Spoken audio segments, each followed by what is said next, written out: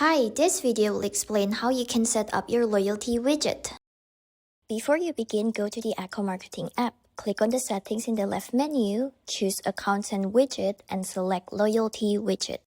In the Echo Hub app, click Install to install your loyalty widget. Now, you will be redirected to customize your Shopify theme for your store. Navigate to the App Embeds panel, locate the Echo Loyalty widget from the list, then toggle it to the On position. Let's learn how to customize your loyalty widget.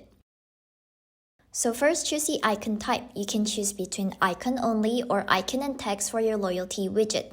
Next, choose the position of the widget button on your storefront. We have 4 options. Now you can also adjust the padding settings to control your widget spacing. For example, if you set the bottom padding to 100, it creates a gap on the lower part. Next, you can add a custom button icon by clicking Change. You can browse available icons or upload your own for a personalized touch. Now let's adjust the button colors. Choose a shade that aligns with your store's theme. For the text, select a contrasting color to ensure readability. Once you're done, be sure to click Save.